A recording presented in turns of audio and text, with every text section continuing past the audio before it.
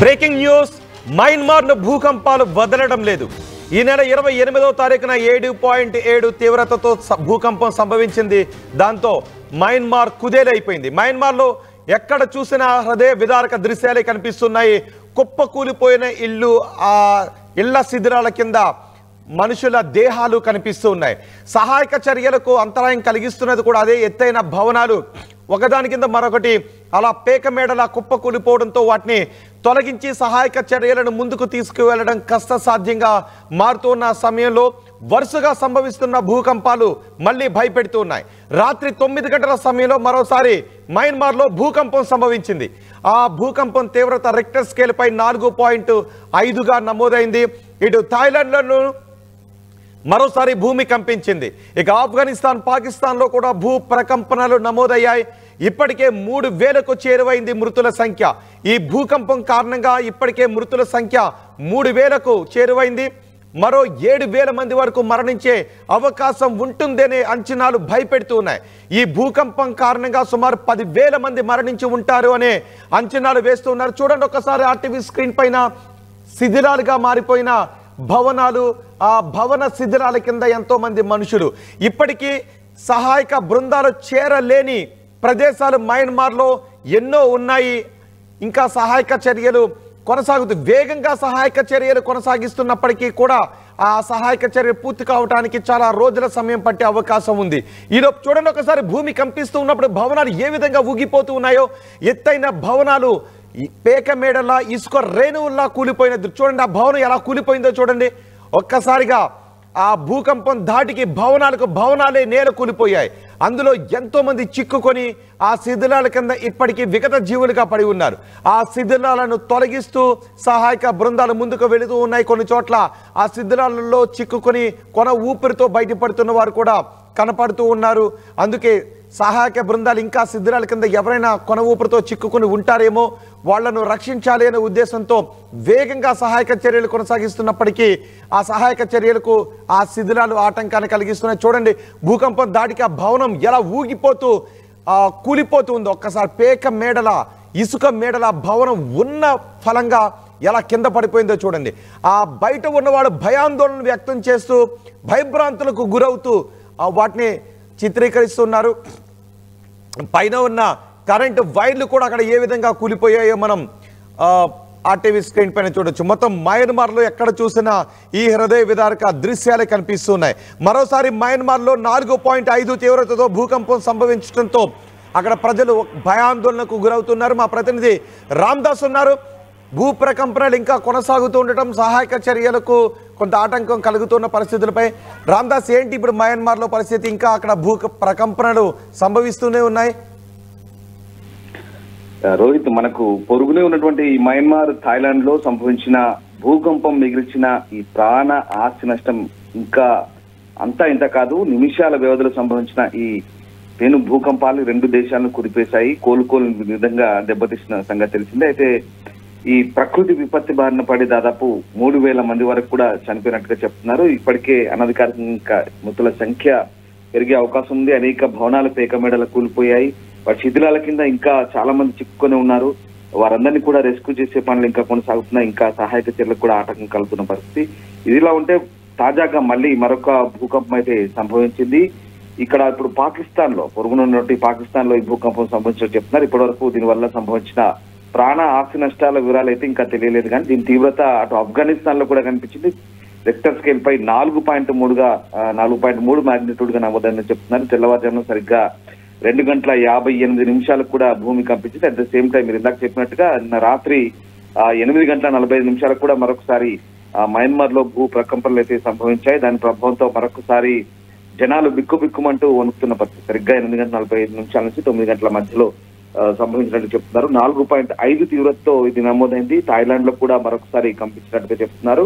ఇప్పుడు Thailand, Myanmar, Afghanistan, Pakistan లో దీని ప్రభావం కనిపిస్తుంది. ఇప్పటికే ఇప్పుడు మనకు థాయిలాండ్, మయన్మార్ లో సంబంధించిన భూ ప్రకంపనల దాటికి మృతుల సంఖ్య వేలలో ఉండొచ్చు అని చెప్తున్నారు. సహాయక చర్యలకు ఇంకా అక్కడ యుఎన్ కానీ, తర్వాత మిగతా దేశాలు, అన్ని దేశాలు, సింగపూర్, ఇండియా, భారత్, అలాగే మిగతా దేశాలకు సంబంధించిన రెస్క్యూ టీమ్స్ అంతా కూడా చాలా తీవ్రంగా శ్రమిస్తున్న పరిస్థితి. మళ్ళీ ఇవన్నీ ఈ సహాయక చర్యలు ఓవైపు కొనసాగుతుంటే మరోవైపు ఈ వరుస భూ ప్రకంపనలతోని మరొకసారి అక్కడ చాలా ఇబ్బందికర పరిస్థితులు అయితే తలెత్తున్నాయి అనుకోవచ్చు. ఈసారి పాకిస్తాన్ కేంద్రంగా 2:58 కూడా తెల్లవారు ఈ భూ ప్రకంపనలు కూడా సంభవించాయి. అలాగే రాజధాని ఇస్లామాబాద్ కు వాయువ్యంగా ముల్తాన్ సిటీకి ఆగ్నేయంగా ఆఫ్ఘనిస్తాన్ సరిహద్దులను ఆనుకున్నటువంటి బలూచిస్తాన్ ప్రాంతంలో కూడా ఈ భూ ప్రకంపనలు సంభవించినట్టుగా చెప్తున్నారు. సో మొత్తం మీద ఈ భూ ప్రకంపనలతో ఒక్కసారిగా మళ్ళీ భయాందోళన ఏంటి అంటే నిపుణులు ఏం చెప్తున్నారు? వరుసగా ఇన్ని రోజుల పాటు అక్కడ భూ ప్రకంపనలు చోటు చేసుకుంటూ ఉండటంపై నిపుణులు ఏం చెప్తున్నారు? అంటే వరుస భూ ప్రకంపనలు అనేది ఈ టెక్టానిక్ ప్లేట్స్ లో కదలికల వల్లే వస్తున్నాయని చెప్తున్నారు. మొదటి నుంచి కూడా ఆ ప్లేట్స్ లో అంటే సాధారణం కంటే తీవ్ర స్థాయిలో వాటి కదలికలు ఉన్నాయని చెప్తున్నారు. దీని ప్రభావంతోనే ఇవి చోటు చేసుకుంటున్నాయి. వరుస భూ ప్రకంపనలు సంభవించడానికి ప్రధాన కారణం భూ ప్రకంపనల వల్లనే చెప్పేసి వీళ్ళు చెప్తున్న పరిస్థితి.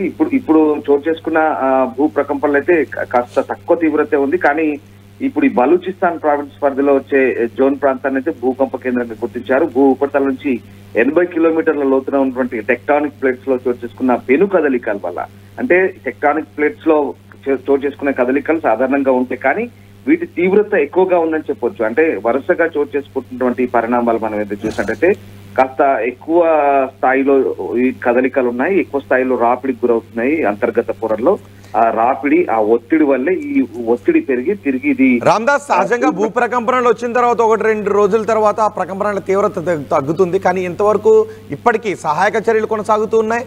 సహాయక బృందాలు ఇంకా వెళ్ళలేని ప్రదేశాలు కూడా ఉన్నాయి. ఈలో మళ్ళీ భూ ప్రకంపనలు సంభవిస్తూ ఉండటంతో అక్కడ ప్రజల పరిస్థితి ఏంటి? ఇప్పుడు మయన్మార్ లో అయితే చాలా దారుణమైన పరిస్థితి. నిజంగా బయట ప్రపంచానికి ఇంకా ఇప్పుడిప్పుడే తెలుస్తున్న పరిస్థితి, ఎందుకంటే అక్కడ మిలిటరీ ప్రభుత్వం ఉంది కాబట్టి. మయన్మార్ లో చాలా దారుణమైన పరిస్థితులు ఉన్నాయి. నిజంగా సర్వస్వం కోల్పోయి అయిన వాళ్ళని కోల్పోయి ఇల్లు శిథిలాల దిబ్బలుగా మారిపోయి వాటి కింద ఇంకా కొంతమంది బతుకున్నారా, కొంతమంది శవాలుగా ఉండి ఎక్కడికక్కడ గుట్టాలుగా శవాలు కుళ్ళిపోతున్న పరిస్థితి మయన్మార్ లో అయితే. థాయిలాండ్ లో కాస్త టెక్నాలజీ ఉంది, కాస్త మ్యాన్ పవర్ ఉంది, తీసుకోగలుగుతున్నారు, అక్కడ క్లియర్ చేసుకోగలుగుతున్నారు. కానీ థాయిలాండ్ లో చాలా దారుణమైన పరిస్థితి ఉంది మయన్మార్ లో. ఎందుకంటే అక్కడ ఇంకా సహాయక చర్యలకు సంబంధించి పూర్తి స్థాయిలో ఇంకా తీవ్రం కాలేదని చెప్పాలి. ఎందుకంటే అక్కడటువంటి రాజకీయపరమైన ఆంక్షలు లేదంటే ఇతరత్ర కారణాల వల్ల కాస్త ఆలస్యమైంది అక్కడ సహాయక చర్యల సంబంధించి. కానీ ఇప్పుడిప్పుడే అక్కడ కూడా వేగవంతంగా మారినాయి. కానీ శిథిలాల కింద అయితే చిక్కుకున్న వారి సంఖ్య ఎక్కువగానే ఉంటుంది. అనధికారికంగా మృతుల సంఖ్య ఇప్పటికే 3,000గా చెప్తున్నారు, కానీ అంతకు మించే ఉంటుంది. చాలా భయంకరమైన పరిస్థితులు ఉన్నాయి మయన్మార్ లో. అలాగే అక్కడ నిత్యావసరాల వాటికి సంబంధించి కూడా చాలా ఇబ్బందికర పరిస్థితులు తలెత్తున్నాయి. అంటే ప్రభుత్వం ఎప్పటికప్పుడు ఏర్పాటు చేసినప్పటికీ కూడా ఆ శిథిరాల కింద చిక్కున్న వారి పరిస్థితి కానీ అలాగే వారి నుంచి బయటపడ్డ వారి పరిస్థితి కానీ చాలా దారుణంగా ఉందని చెప్పవచ్చు. ఇక భూకంపం వెంటనే ఇళ్లలోంచి బయటికి పరుగులు తీసిన వారి పరిస్థితి కూడా అంతే ఉంది. పూర్తిగా అన్ని సర్వం కోల్పోయి అయిన వాళ్ళని కోల్పోయి రోడ్డున పడ్డ వాళ్ళ పరిస్థితి కూడా ఇంకా అక్కడ శరణార్థి శిబిరాల్లో నిజంగా వాళ్ళ పరిస్థితి దారుణంగా ఉందని చెప్పవచ్చు. UN-AID అలాగే ప్రపంచ దేశాల నుంచి వస్తున్నటువంటి సహాయక చర్యలు, సహాయక సామాగ్రి మన ఇండియా కూడా పంపింది. మీకు తెలిసిందే, ఇంధన్ బేస్ నుంచి మన మిలిటరీ యాంగోన్ కు వెళ్ళింది. అప్పుడు 15 టన్నులు మోసుకొని పోయింది. అలాగే ఇంకా అవసర సహాయం కూడా చేస్తామని చెప్పింది. సో ఆ రకంగా ప్రధానంగా ఇప్పుడు వరుస భూకంపాలు సంభవించడంతో జనాలు అయితే తీవ్ర స్థాయిలో భయాందోళనకు గురవుతున్న పరిస్థితి కనబడతా ఉంది. సరిహద్దు ప్రాంతాలు మయన్మార్ అలాగే థాయిలాండ్ లో మరొకసారి ఇవన్నీ కూడా భూ ప్రకంపనలతో వరుసగా మరొకసారి ప్రజలైతే భయాందోళనకు గురవుతున్నారు. ఇక థాయిలాండ్ మయన్మార్ లో అయితే ఇంకా సహాయక చర్యలు అయితే వేగవంతం అవుతున్నాయి. రైట్ రామ్దాస్, మయన్మార్ ను మరోసారి భూకంపం వణికించింది. 28వ తారీఖున నమోదైన భూకంపం తీవ్రతకు అప్పుడు 28వ తారీఖున 7.7 తీవ్రతతో భూకంపం నమోదైంది. ఆ తీవ్రతతో ఆ భూకంపం సంభవించడంతో మయన్మార్ థాయిలాండ్ అతలాకుతలంగా మారిపోయాయి. ఆ పెద్ద భవనాలన్నీ కూడా ఇసుక రేణువుల్లా కుప్పకూలిపోవడంతో ప్రజలందరూ కూడా ఆ శిథిరాల్లో సుమారు ఆ శిథిరాల కింద 10,000 మంది ఉంటారని అనుకుంటున్నారు. ప్రజలంతా భయభ్రాంతులకు గురయ్యారు. ఇళ్లలో ఉండాలి అంటే ఇప్పుడు మయన్మార్ థాయిలాండ్లో ప్రజలు భయపడే పరిస్థితి కనిపిస్తూ ఉంది. ఆ భూకంప బాధితులందరూ కూడా ఇప్పుడు రోడ్లపైన సహాయక శిబిరాల్లోనూ ఉంటూ ఉన్నారు. ఆ శిథిరాల కింద ఎంతో మంది ఇంకా విగత జీవులుగా పడి ఉన్నారు. భారత్ కూడా మయన్మార్ థాయిలాండ్కు సహాయ సామాగ్రిని పంపించింది. రెస్క్యూ బృందాలు అక్కడ నిరంతరాయం సహాయక చర్యలో పాల్గొంటూనే ఉన్నారు.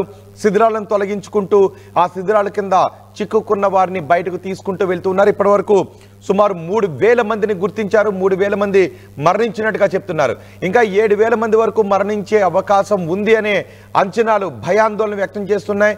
ఒకవైపు సహాయక చర్యలు కొనసాగుతూ ఉంటేనే మరోవైపు సంభవిస్తున్న భూ ప్రకంపనలతో ఇటు థాయిలాండ్, మయన్మార్ ప్రజలు అల్లాడిపోతున్నారు.